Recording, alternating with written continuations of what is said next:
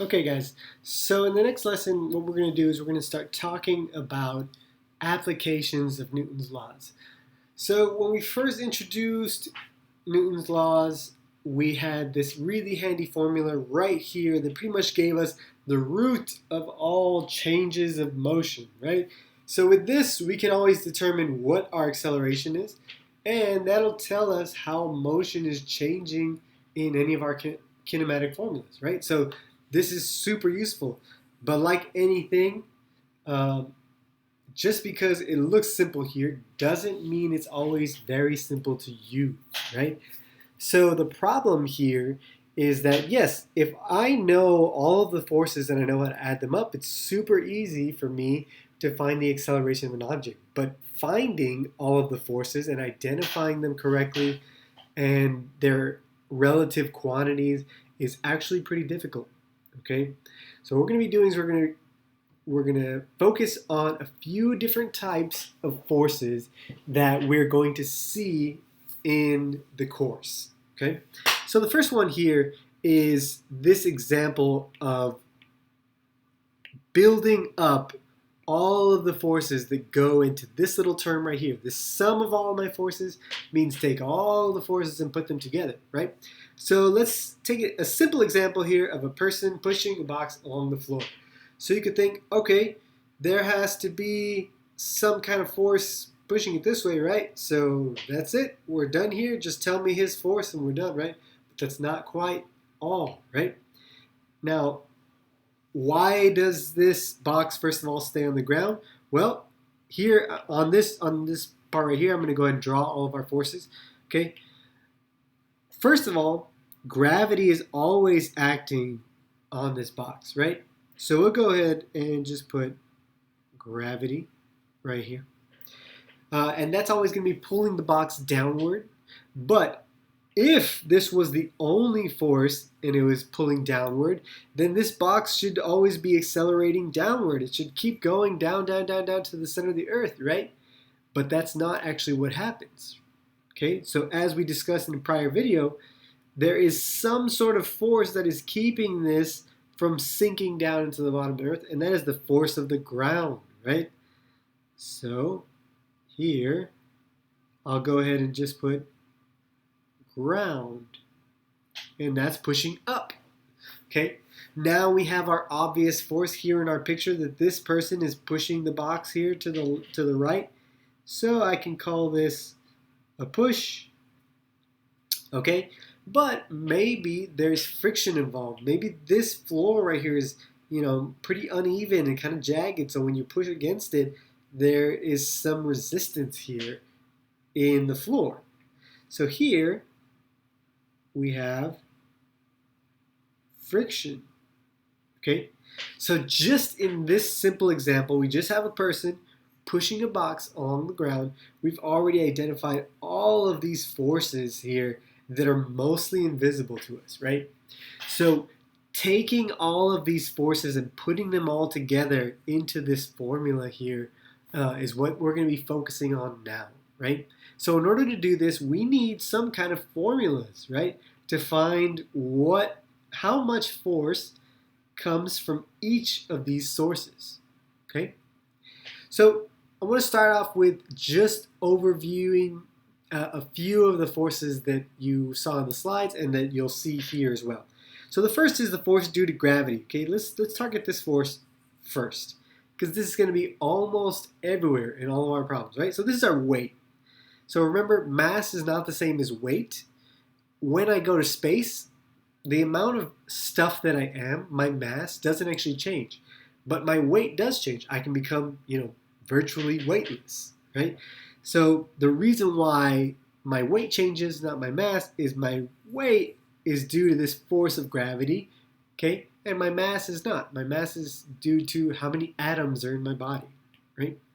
So here we have a pretty simple formula for force due to gravity, and you're going to see this a lot, this kind of convention, that the way I will name these, but the book and other people can name these forces in other ways. I just want you guys to know that I'm always probably going to use this capital F with a subscript that tells you something about what kind of force this is.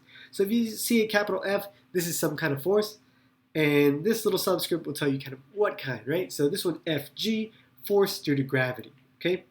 So Fg, this is going to be very simple, okay? How much something weighs obviously depends on how much mass it has.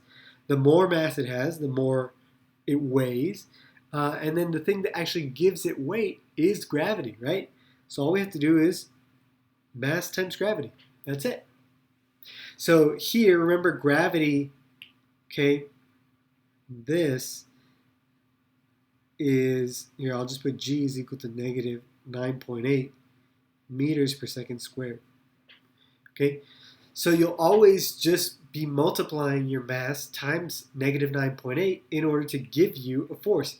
Now, for example here, if we do this with something that has a mass of 10 kilograms, right? So just take an example. Force of gravity, something is 10 kilograms, and my gravity here is negative 9.8 meters per second squared. So the amount of weight or gravitational force that this thing experiences is just going to be 10 times negative 9.8, which is negative 98. Remember, this is kilograms times meters per second squared, but we go and nickname this as newtons. Okay, negative 98 newtons. Now, when we do this, okay, there is a negative here. So what does this actually tell us? Just like how we did in displacement and velocity before in kinematics, this negative tells us that this force is downward, okay? It tells us that this thing is pulling downward. Okay, so just keep an eye on your negative signs, and let's go ahead and just stick to a convention of anything to the left is negative, to the right is positive, anything downward is negative, and upward is positive, okay? They can theoretically be whatever you choose them to be as long as you keep them consistent throughout your problem.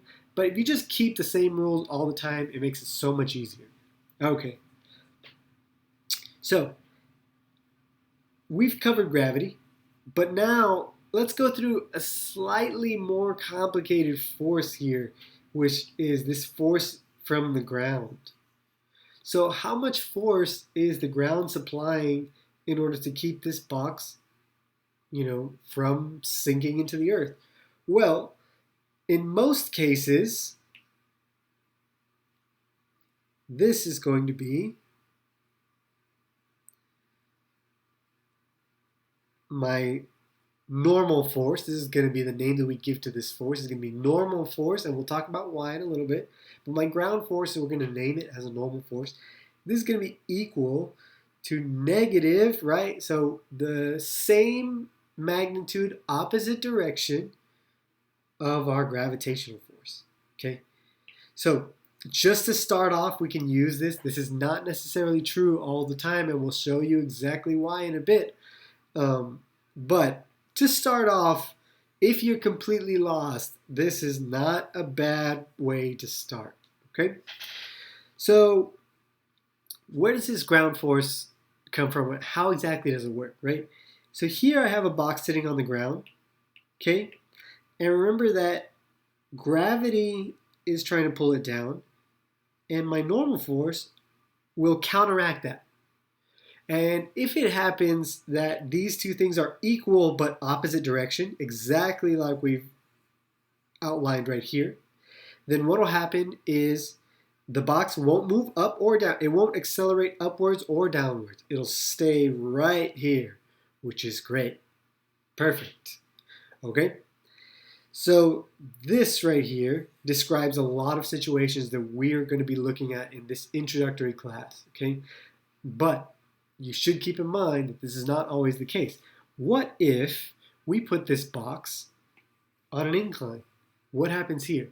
So now we're going to start getting into why do we call this normal force? It doesn't mean regular force. It means normal as in perpendicular to a surface. Normal means perpendicular to a 90-degree angle to my surface. Here, when it's a flat surface, we'll say 0 degrees, it's a 90-degree upward force. Here, when I have an inclined surface, this force doesn't work this way. It's not upward, okay? In our case here, the floor, the ground here, is always going to apply this force perpendicular to the ground, away from the ground, right? So this is the plane of the ground that I have right here. It's always going to be perpendicular to that. Okay, so in this case, why do things get more complicated? So let's go ahead and do this. Gravity is always acting downwards, but now we're on a slope, right? So in this case, here, gravity is made up of a 2D vector. There's a 90-degree angle right here. There's some angle right here. This is a really small triangle, okay? But here, if I call this force of gravity, I can call this maybe force of gravity Y and force of gravity X. So now, my normal force is not going to be equal to the opposite of my force of gravity, but it's going to be equal to the opposite of my force of gravity in the y direction, right? So you can see how this can start to get really complicated, because now I would have to figure out what is this part, okay, before I can set this equal, right? So we're not going to do too many of these. What I really want to do is focus on this core concept of what the normal force is. I think this is the most useful thing for us, right? So we can go on and get as crazy as we want later on when you guys are super experts at trigonometry, right? That's perfect. But for now, I want you guys to keep in mind what is this concept and just sort of how it works. I want you guys to feel around and see if you get it, okay? Okay, so next, we know about normal force. We can actually use that to highlight a third force. We've talked about gravity, we talked about this normal force. Next is this friction force. So what's going on here with friction? So friction is a little bit tricky here in that it's always against you. If I push to the right, friction is to the left. If I push to the left, friction is to the right. It's always in your way. Okay? So the way this is going to work is we have another very simple looking formula. This one is not as relative as here, but it's a little bit complicated because we need to know what our normal force is. So that's what makes this very simple looking formula a little bit difficult to use, is we need to be able to identify what is my normal force before I can find out what is the force of friction. So this force of friction has two parts. First, let me go ahead and write this out as normal force, okay? And it has a coefficient of friction. That's it. It only has two parts, okay? So what are the things that affect the amount of friction that you feel? So you can go ahead and you can try this out on your own to sort of visualize these things and play with these ideas. But let's say you have a box and you are sliding it along tile, right? And then you move that box over and now you're sliding it over grass or over carpet or something. You might notice that the force that it takes for you to slide the box changes when you change what surface you're sliding over. Usually for me, it's the smoother the surface that I'm sliding over, the easier it is to push it, right? The less friction there is in my way, right? So that idea is what is governing this idea of coefficient of friction.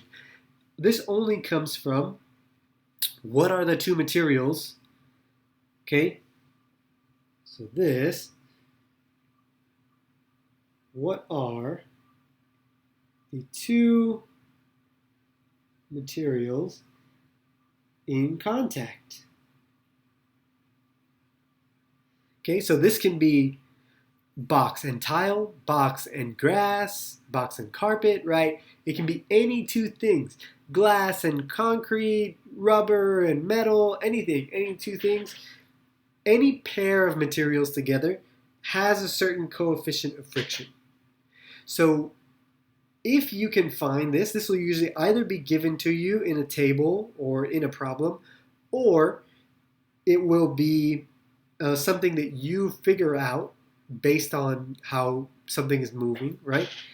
But this is unique to any pair of materials, okay? That's all that's in the coefficient of friction. We'll talk about one more little hiccup on this, but for now, let's just leave it like this. The other thing is normal force. So you can actually, without changing which two materials are sliding over each other, you can change the amount of friction between any two materials by how much they are pressing against each other. So you can try this out on your own. If you take your hands and you start to slide your hands, okay, so slide your hands against each other, but you press very lightly between them, you might notice that your hands slide very smoothly, right? So there's not a lot of resistance when you do this. But if you do the same thing, but you press your hands into one another as hard as you can and then try to slide them, then you'll notice that there's a lot of resistance. It's very, very difficult for you to slide your hands when you do this, right? So what you're doing is you're increasing the friction between your hands, and the way that you're doing this is you're applying more force against each other, right? It's like this box and the ground. You're applying more force between them, so you're increasing the normal force of one hand against the other, and what that's doing is that's increasing your friction, okay? So with these two parts, we can build our idea of friction. So remember, the most difficult thing here is usually you'll have to find this value. And the way you find it is you can start with this kind of idea. Make sure you draw these diagrams the way I'm drawing them here. These help out so much, guys. These are free body diagrams, and they help us to identify what are all of the forces involved so that I know how they're interacting with each other. Okay. Last thing here is a note on the coefficient of friction. There are always two coefficients of friction, okay? Remember, I said there's a unique coefficient for any two materials. There's actually two, okay? But it's very simple. If something is not sliding, then it has a coefficient of friction named static, a certain number, it's a certain value. When something starts sliding, you'll notice that the friction often goes down, right? So if you try to slide something, it won't move, it won't move, it won't move, and then you push it a little harder, and then it suddenly starts sliding a little bit more easily, right? That's because you shift from static friction to kinetic friction, the sliding friction, and this value, generally, okay, so I'll write here, in general, my static friction is greater than my kinetic friction, okay? So your coefficient will go down once you start sliding, right? Which is great news when you're trying to push something along the floor. Really bad news when your tires start sliding on the highway, right? So just this is the general kind of rule here. Okay, now taking into one more force that we are going to get into later on in the course is spring force. And the reason why I want to include it here and discuss it right now is because it's sort of similar to our friction. Oh, guys, I'm so sorry, I forgot. This is actually negative. All right, so this should be negative coefficient times normal force. Sorry about that. So we have a quick correction here. When you do this, make sure we have a negative in front of this formula, and that is for the same reason that I have a negative right here. Okay, so just like I said earlier, when you push something, if I pushed in the positive direction, okay, my friction is negative. If I push in the negative direction, my friction is positive. It's always going to be opposite. And so the way you do that mathematically is you add a little negative right here. So sorry about that, guys. Just make sure, and it's on your formula sheets. Just make sure you include this here. Okay? So same idea. When we do a spring force, there is a certain scenario. So let's say I have a spring. And I have something on the spring, or I just push the spring. So let's go ahead and let's take this off right now for now. And let's go ahead and put our hand, that's a hand, on the spring. So springs have something called a restorative force. Okay, so this is according to Hooke's law. Okay, but this is a restorative force of a spring. All that means is a spring has one goal in its whole life, and that is to be in its relaxed position. Okay, that's also my goal in my whole life. Okay, so we have a spring wants to be in its relaxed position at all times. So if I stretch this spring, okay, there's my hand. Okay, if I stretch this spring, I'm applying force. So this would be force of a pull this way. Let's go ahead and clean up this arrow a little bit. All right, so this will be my force, right? But the spring doesn't want to be stretched. It wants to go back to its original shape, right? So the spring will start to give its own force, and you guys kind of know this intuitively. The springs pull back, they resist you, right? And this will be my spring force. Because of this, it's always against you, right? I can give another quick example here where we do this, but now I compress this spring. So this is my hand again, and what I do now, this is the force of my push, okay? And the spring has other ideas. It wants to go back to its original shape, so it pushes against me. So if I pull to the right, it pulls to the left. If I push to the left, it pushes to the right. It's always against you. So there's this little negative here, and the amount of force that a spring will resist, okay, depends on two things. The first here is my spring constant. This right here is stiffness. How stiff is that spring? Pretty much how thick is it? How stiff is it? So when you try to compress this spring, the thicker it is, the stronger it is, the more it will resist you, right? But there's one other thing right here that we consider, and that is, you've already seen this variable, so you're familiar with it already. This is displacement. I'm going to put this as displacement from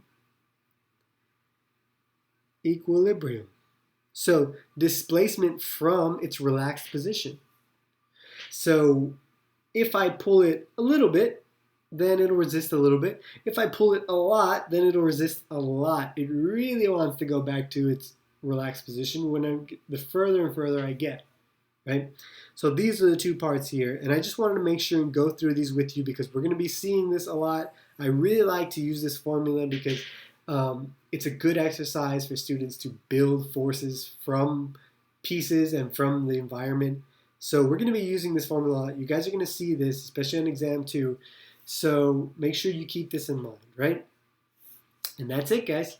So hopefully this was able to help you guys understand a little bit about some complex ideas in forces, okay?